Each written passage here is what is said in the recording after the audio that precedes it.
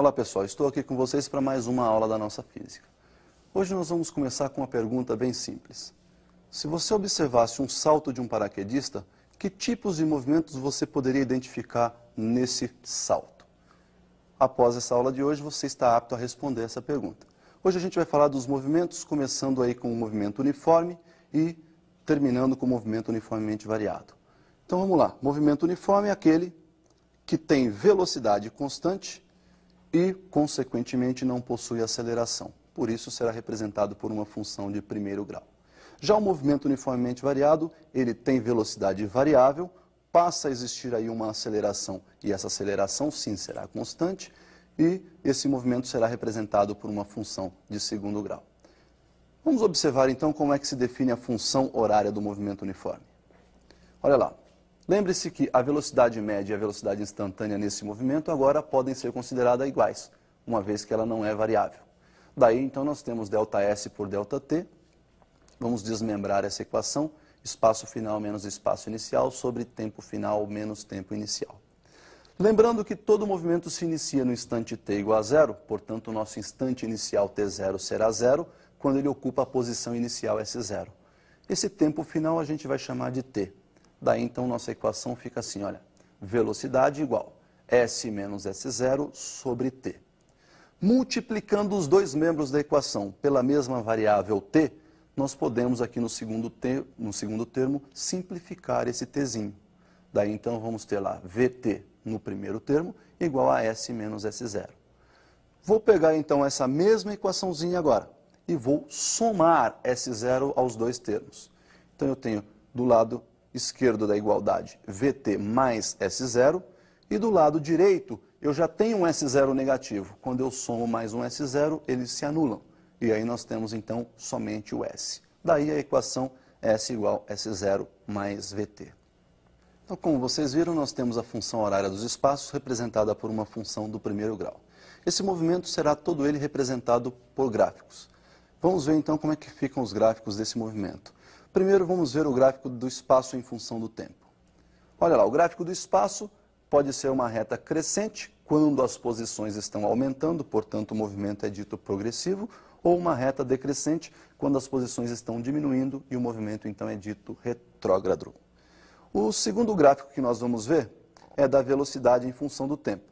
Perceba que a velocidade pode ser positiva ou negativa, portanto, uma reta paralela ao eixo dos tempos, acima, se for um movimento progressivo, ou abaixo do eixo, se for um movimento retrógrado.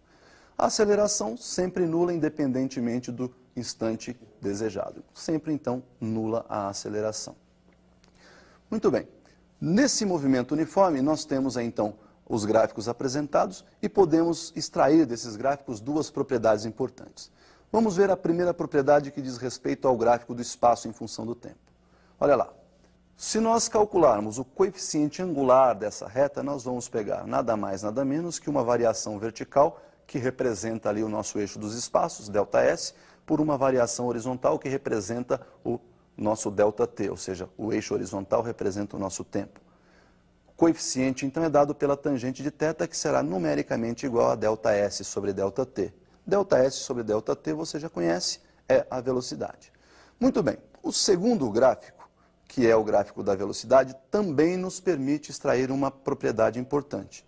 Se considerarmos dois t's, ou seja, dois instantes, t1 e t2, e você observar que esse intervalo de tempo proporciona o cálculo de uma variação de espaço, olhando para o gráfico, essa área achurada será numericamente igual a essa variação de espaço. Perceba que quando você calcula a área, ΔT é a base, V, a velocidade, é a própria altura dessa figura retangular, e quando você faz base vezes altura, você determinou a área. Perceba que essa velocidade que aparece no segundo termo da equação pode ser substituída por ΔS sobre ΔT. E aí nós vamos ter no mesmo termo da equação, no mesmo membro, ΔT multiplicando e ΔT dividindo. Simplificando ΔT, provamos então que a área é numericamente igual à variação de espaço. Muito bem, então está definido aí o nosso movimento uniforme. O segundo movimento uniformemente variado, já falamos sobre ele e vamos ver então como é que fica a sua função horária. Observem como é que foi definida. Essa é uma das demonstrações dessa definição. Função horária dos espaços do movimento uniformemente variado, segundo grau, portanto, eu vou pegar uma expressão S igual a mais bt mais ct quadrado, e nós vamos determinar quem são os parâmetros A, B e C. O parâmetro A, nós vamos determinar, lembrando que no instante t igual a zero, nós estamos iniciando o movimento, portanto, S igual a S0.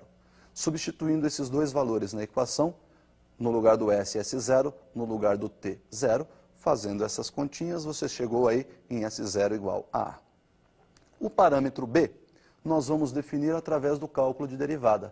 Se nós derivarmos o espaço em função do tempo, nós obtemos a velocidade. Então, nós sabemos que a derivada de A é uma constante, é 0. Derivada de bt, o expoente de t é 1. Desceu multiplicando o parâmetro B, ficou 1 vezes B, né? E subtraindo 1 do expoente desse t aí, teríamos t elevado a zero, que não precisa ser colocado, portanto não aparece aí o t elevado a zero, mais a derivada de ct quadrado, que seria o 2 vezes c, o 2 desce multiplicando o parâmetro c, e subtrai 1 do expoente, 2 menos 1 seria 1, 2 vezes c vezes t.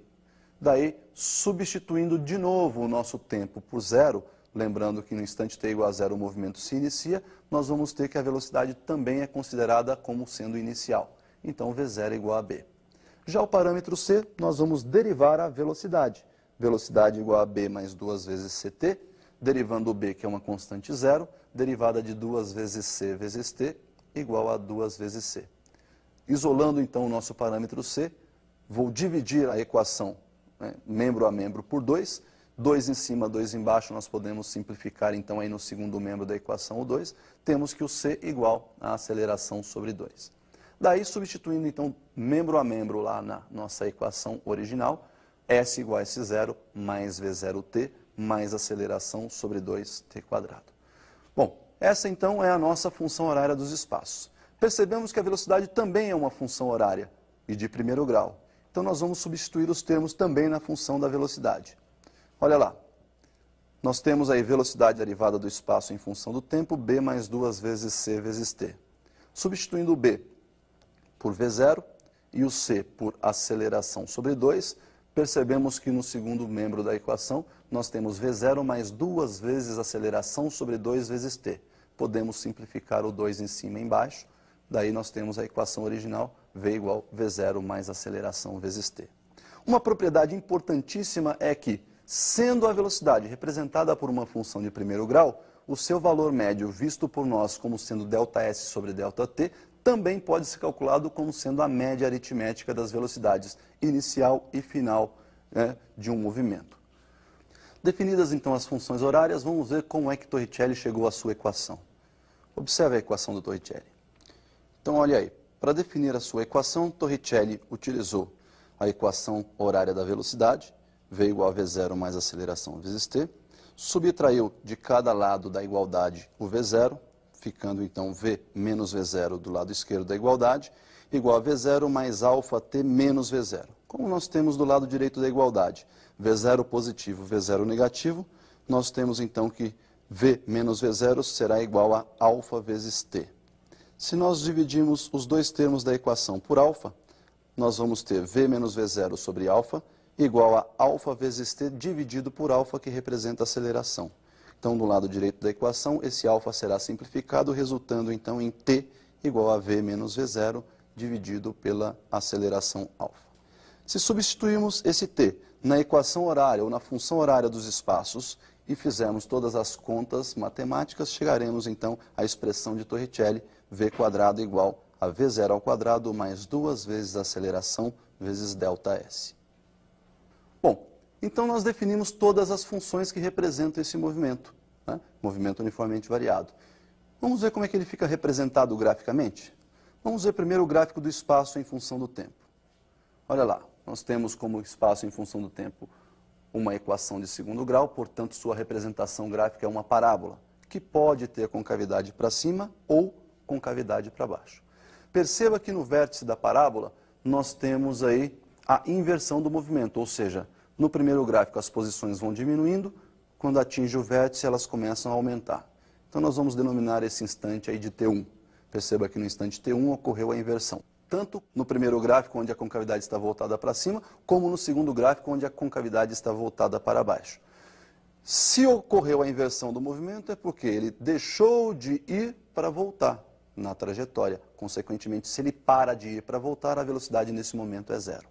Uma propriedade desse gráfico é, se você quiser calcular a velocidade em qualquer instante, basta nesse instante traçar uma reta tangenciando a parábola e calcular o coeficiente angular dessa reta. Então veja que para um determinado instante t1, a velocidade v1 é numericamente igual à tangente de θ.